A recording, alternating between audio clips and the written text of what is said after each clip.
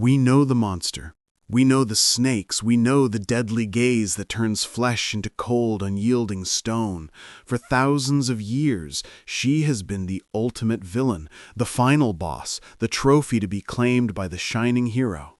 Her name is synonymous with evil, ugliness, and death. But before the scales, before the hiss, before the horror, there was a woman.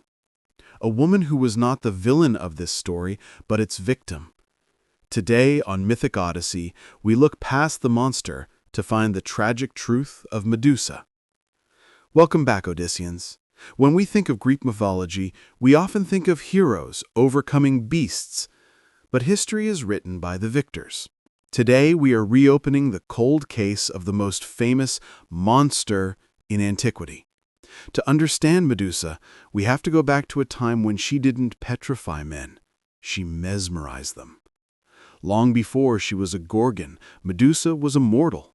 In fact, she was the only mortal among her sisters, the Gorgons. Born to primordial sea deities, she was unique not for her power, but for her beauty. It is important to remember that Medusa was not alone. She was one of three Gorgon sisters, alongside Stheno and Euryale. Yet unlike her dreadful immortal kin, Medusa was born mortal. She was fragile. This mortality made her beauty precious, but it also made her vulnerable to the whims of the gods in a way her sisters never were. Ovid, the Roman poet, describes her as a ravishing maiden. She was the envy of all of Greece, but it was her hair, golden, flowing, and lustrous, that was her crowning glory.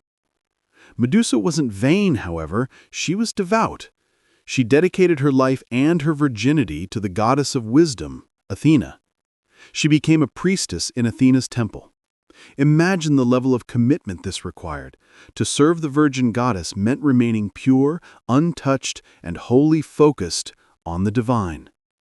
Medusa was a symbol of purity. She was the jewel of the temple. But in the world of Greek myth, beauty is rarely a blessing. It is a target. Enter Poseidon, the god of the sea, powerful, capricious, and the bitter rival of Athena. He didn't just see a priestess, he saw a way to humiliate his niece Athena. The myths vary slightly, but Ovid is clear.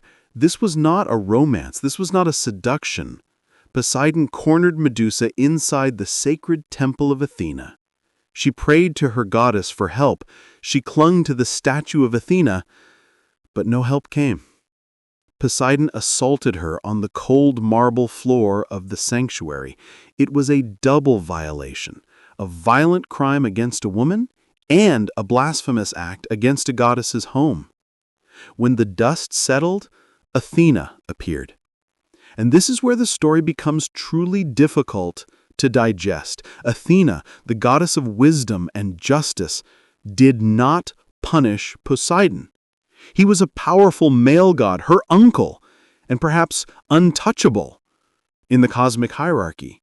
Instead, her wrath fell on the victim. Why? Was it cold jealousy of Medusa's beauty? Was it a misplaced rage because she couldn't punish Poseidon? Or was it the harsh ancient logic that Medusa, by being assaulted, had polluted the temple? There is, however, a more modern, more tragic theory. Some scholars suggest that Athena's curse wasn't just punishment, it was a twisted form of protection. Think about it. Medusa was attacked because she was beautiful and defenseless. Athena made sure that would never happen again. She gave Medusa the power to ensure that no man could ever touch her or even look at her without being destroyed. But if this was a gift, it came at a terrible price. The transformation was agonizing. The golden hair that Medusa was so proud of began to writhe. Each strand thickened, hissed, and grew fangs. Her skin cracked, her eyes, once soft and inviting, became wide, unblinking orbs of terror. She was banished, cast out from society. She fled to the lonely island of Sarpedon. Imagine the isolation. She didn't choose to be a killer. She was a priestess who loved people, who loved her goddess. Now, if she looked at a bird, it fell from the sky as a stone. If she looked at a wild animal, it froze forever. She was forced to live surrounded by statues, a garden of the dead, created by her own uncontrollable gaze. She was safe from men, yes, but she was utterly, devastatingly alone. Years passed, the world forgot the victim, and only remembered the monster. Enter Perseus. We usually frame Perseus as the brave knight slaying the dragon, but look at it from her perspective. A man breaks into her home while she is sleeping. Perseus was sent on a suicide mission by a king, but he had help from the gods, including Athena. He was given a mirrored shield. He finds Medusa not rampaging, not hunting, but sleeping. Using the reflection in the shield to avoid her gaze, Perseus approaches the sleeping woman. With a single swing of his blade, he beheads her. But even in death, there is a final tragic beauty. From her severed neck sprang Pegasus, the winged horse, and Chrysaros, the golden warrior. These were the children of Poseidon, trapped within her, finally freed by death.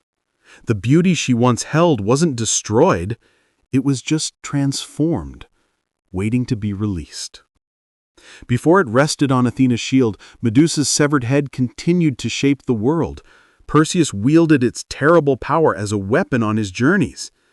In one famous myth, he flew past the Titan Atlas who held up the sky. Tired of his eternal burden, Atlas asked to look upon the face. Perseus obliged, turning the massive Titan into stone, creating the Atlas Mountains we know today. Even in death, her gaze could reshape the very geography of the earth. So, what is the legacy of Medusa? After her death, Perseus gave her head to Athena. The goddess placed it on her shield, the Aegis. This is the ultimate irony.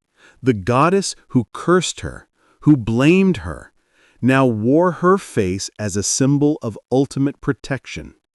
The image of Medusa's head, the Gorgonian, became a symbol used on doors, shields, and amulets across the ancient world to ward off evil. Medusa was a woman punished for being a victim. She was demonized for defending herself. But today she is reclaiming her narrative. She has become a symbol of survival rage, a symbol for those who have been wrongly blamed. She represents the power that comes from trauma, the ability to say, if you try to harm me, you will turn to stone. She is not just a monster to be slain. She is a mirror reflecting the ugliness of the gods who made her. The story of Medusa asks us difficult questions about justice, victimization, and power. I want to know what you think. Was Athena's curse an act of petty jealousy, or was it in some twisted way the only protection she could offer in a brutal world? Let me know your theories in the comments below. And if you enjoyed peeling back the layers of this myth, please like this video and subscribe to Mythic Odyssey. We have many more secrets to uncover. Until next time, keep questioning the myths.